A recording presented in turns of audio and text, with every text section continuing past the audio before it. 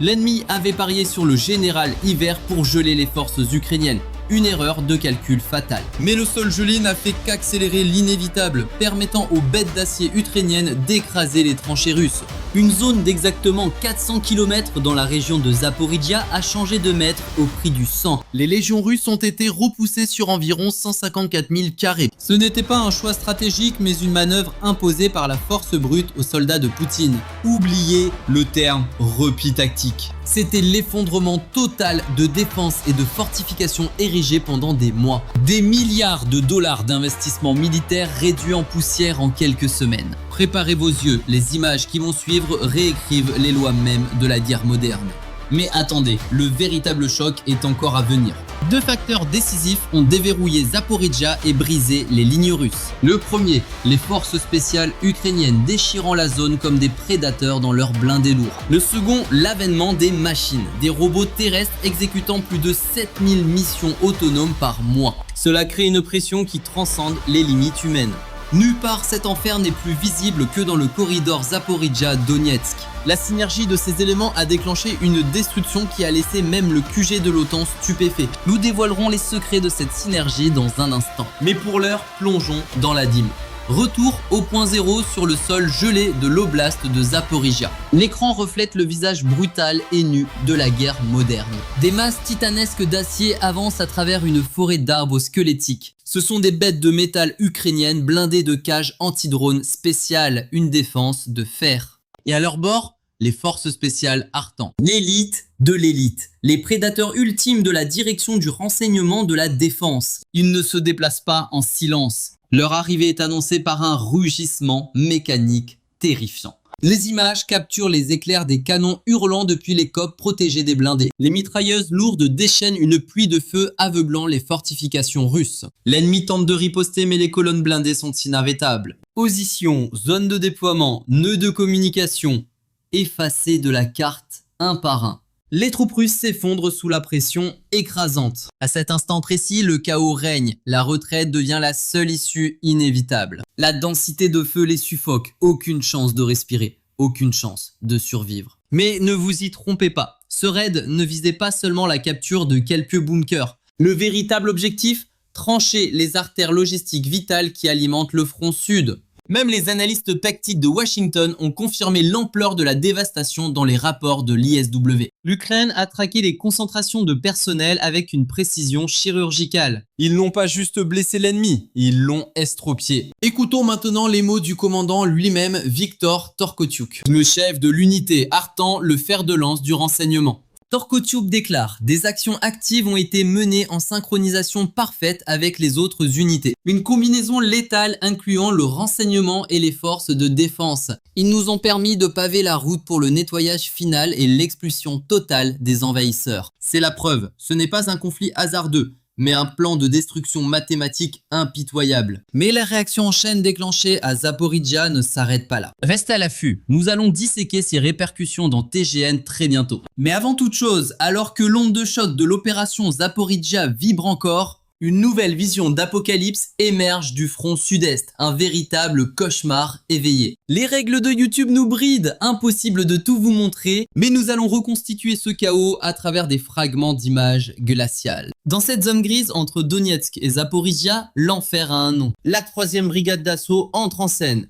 L'unité NC-13 déclenche sa technique secrète, l'opération Samouraï. Ce n'était pas une simple manœuvre militaire, oh que non. Les héros de cette histoire ne sont pas humains, ce sont des machines à tuer, froides et sans émotion. Héritier de l'esprit combatif de l'ancien régiment Azov, cette unité a forgé un couloir d'acier impénétrable en plein cœur du territoire ennemi. Regardez ces images, 2 prédateurs mécaniques glissent à travers les ruines enneigées comme des fantômes.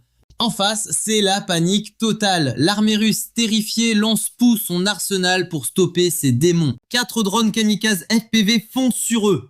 7 explosifs largués, 6 frappes d'artillerie lourde, c'est un déluge de feu, mais le résultat est choquant. Les robots esquivent la mort, ils franchissent les obstacles et atteignent le cœur de la base ennemie. La cible est verrouillée, l'entrepôt de munitions russe. Boum! Une explosion titanesque, des millions de dollars de munitions partent en fumée dans le ciel. Admirez la puissance dévastatrice de ces robots terrestres en pleine action. La Russie a dû dépenser une fortune pour tenter de les arrêter. En vain. Ces machines étaient tout simplement inarrêtables. Elles ont anéanti une partie colossale des ressources militaires adverses. Ce n'est pas juste une perte matérielle. C'est une humiliation critique pour Poutine sur la ligne de front. Quelle ironie du sort, une simple petite boîte roulant sur le sol, capable de détruire l'équipement le plus précieux de l'armée russe. C'est tragique et comique à la fois. Il existe une vieille croyance parmi les experts. Ils disent que la force brute de l'artillerie écrasera toujours les petits drones. Quelle erreur monumentale, ils n'ont rien compris à la nouvelle ère. La vérité frappe fort, les structures géantes sont aveugles face à ces systèmes autonomes coordonnés. Ces petits robots sont comme du poison paralysant rongeant le système nerveux d'un géant. L'Ukraine vient de prouver qu'elle maîtrise l'art de changer le destin de Zaporizhia et Donetsk. Mais attendez, ce n'est pas fini. L'impact de ces monstres d'acier va bien au-delà de simples explosions. Il est temps d'analyser l'anatomie de ces bêtes de guerre. Regardons leurs statistiques. La guilde technologique Temerland a déployé des systèmes d'une modernité effrayante. Ils se battent épaule contre épaule avec les blindés lourds comme de véritables frères d'armes. Ce système se divise en deux classes principales redoutables. La première classe, le destructeur pur. Un module de combat armé d'un lance-grenade de 40 mm ou d'une mitrailleuse lourde, équipé de caméras thermiques et de télémètres laser de haute précision, jour ou nuit, il détecte sa proie à des kilomètres. Personne ne peut se cacher. La seconde classe, le porteur silencieux, le maître de la logistique. Il atteint les zones les plus mortelles et déploie des drones FPV comme un vaisseau mère. Imaginez l'horreur, vous faites face à un bloc de métal qui ne ressent aucune douleur. Il ne connaît pas la peur. Et il vous observe dans le noir complet avec ses yeux thermiques.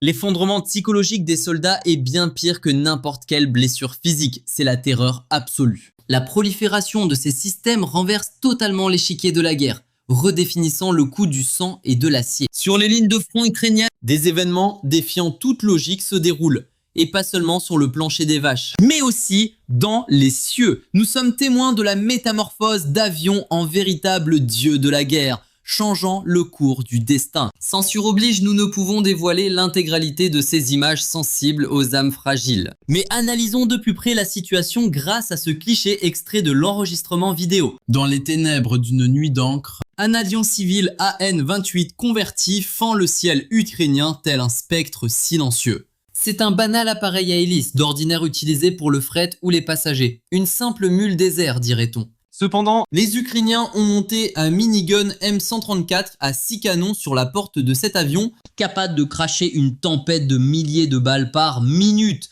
La séquence a été filmée directement depuis les entrailles de la bête. Des désignateurs laser bleus et rouges transpercent l'obscurité, verrouillant leur proie avec une précision chirurgicale. La cible, un drone russe Shahed de fabrication iranienne. Quelques secondes de mitraille suffisent et soudain, une gigantesque boule de feu illumine le ciel comme une supernova. Sans gaspiller de fortune en missiles de défense aérienne hors de prix, une attaque valant des millions est déjouée par un vieil avion civil et une mitrailleuse. Le système D à son paroxysme. En un seul vol, les drones Shahed sont traqués et abattus comme des mouches. Une véritable chasse aux nuisibles. En réalité, ce détail change tout car c'est l'apogée de la guerre asymétrique. Une réponse mortelle, bon marché, mais ingénieuse face à une technologie coûteuse. Les drones lancés par la Russie à grand renfort de budget finissent en tas de ferraille grâce à des balles valant quelques dollars. Mais l'Ukraine va encore plus loin et s'engage dans une course contre la montre pour annihiler les drones russes. L'espérance de vie des drones Shahed sur le front se compte désormais en secondes et non plus en heures. Un drone Shahed pulvérisé instantanément en plein vol, avant même d'avoir pu effleurer sa cible, comme en témoignent ces images devenues virales sur les réseaux sociaux. Réfléchissez-y un instant. Les images opérationnelles sur votre écran peuvent sembler mineures à première vue, mais par effet domino, ces instants d'attaque peuvent mener à des victoires décisives et écrasantes. Certes, voir l'Ukraine frapper des véhicules militaires russes, des systèmes de défense ou d'autres équipements sur le front peut sembler être une routine banale. Mais de telles opérations se répètent inlassablement, des milliers de fois chaque jour sur le champ de bataille. Maintenant, additionnez tout ça. Nous parlons d'une zone de mort où les opérations s'enchaînent si vite que même les motos, les quads et les véhicules tout-terrain ne peuvent échapper à l'essaim de drones. On comprend mieux pourquoi l'armée russe a dû battre en retraite à Zaporizhia, subissant des pertes colossales. Après toutes ces opérations, Il est clair que l'armée ukrainienne, bien qu'affrontant un Goliath bien plus puissant et nombreux, utilise la technologie, les drones et les robots terrestres comme des armes légendaires et améliore les méthodes de guerre classiques. Cette approche novatrice est l'une des clés maîtresses de la victoire pour l'Ukraine. Malgré la supériorité numérique écrasante et l'armement lourd de l'armée russe, la supériorité technologique et les tactiques de l'Ukraine parviennent à faire pencher la balance du destin. En particulier, l'utilisation massive de drones FPV et le déploiement de systèmes robotiques terrestres, couplés à la coordination des unités blindées traditionnelles, démontre l'évolution radicale des doctrines de guerre modernes. D'un autre côté, la déconnexion des Russes de Telegram et Starlink cause des revers catastrophiques sur tous les fronts, surtout dans l'enfer de Zaporizhzhia. Quand le réseau de communication russe s'effondre, c'est toute la chaîne de commandement qui part en fumée. Sans Starlink, les unités russes naviguent en plein brouillard de guerre. L'interdiction de Telegram a coupé leur dernier lien vital, plongeant le moral des troupes dans un abîme sans fond. Pour l'Ukraine, c'est une ouverture tactique légendaire.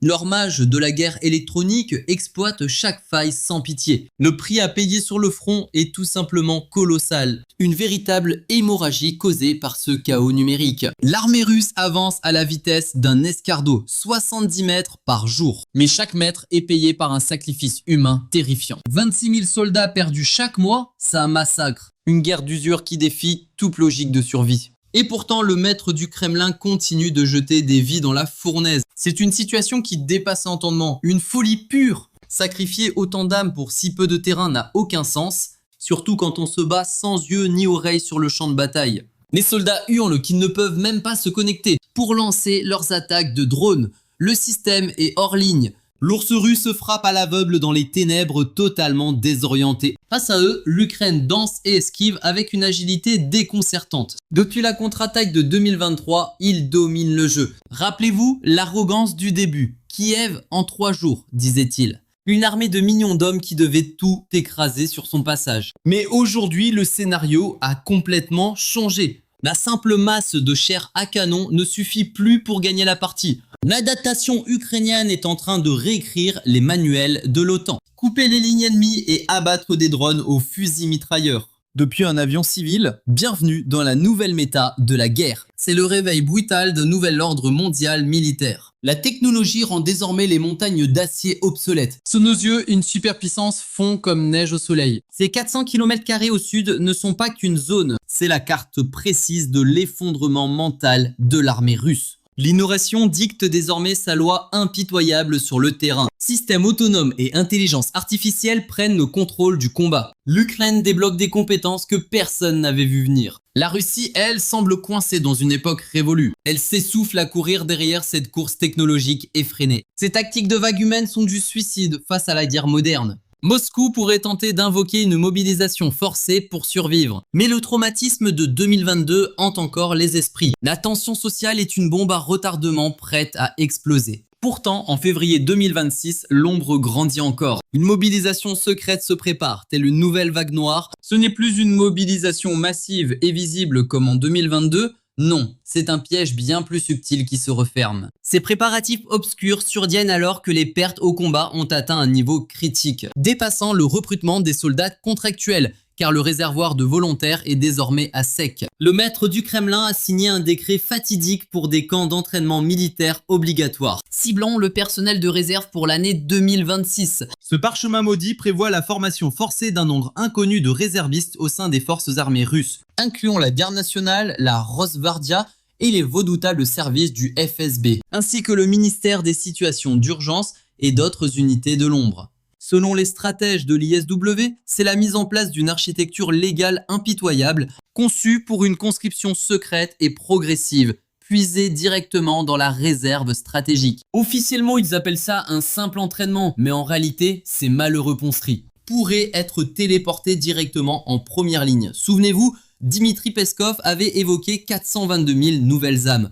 Des figures comme Andrei Kartapolov, le président du comité de défense de la Douma, osant déclarer sans trembler qu'il n'y a aucune contrainte et que tout, absolument tout, repose entièrement sur le volontariat. Un bluff monumental. Cela ne sonne-t-il pas comme un mensonge aussi gros que le monde ? Les rapports venant du Donbass prouvent que la réalité est l'exact opposé de la propagande officielle russe. En février 2026, on a observé une augmentation spectaculaire du nombre de soldats russes capturés ou choisissant de se rendre aux forces de défense ukrainiennes. Ces événements se concentrent à Kupiansk vers le nord de la Slobozansky et Donetsk ainsi qu'autour de la forteresse de Chaziv Yar. La motivation de ces soldats à jeter les armes s'explique par des pertes colossales, une logistique désastreuse et l'absence totale de rotation. Le projet ukrainien Je veux vivre agit comme une compétence de sauvegarde critique dans ce chaos. L'exemple parfait est celui de 3 soldats russes qui ont réussi à s'échapper grâce au protocole Je veux vivre dans la zone de Kupiansk. Un fantassin russe a établi le contact via le chatbot, véritable lien de survie du projet de reddition. Ce soldat coincé dans l'enfer de Kupiansk depuis 6 mois a choisi la vie face à l'incompétence de ses chefs et la famine. La 13e brigade, connue sous le nom légendaire de brigade Kartia,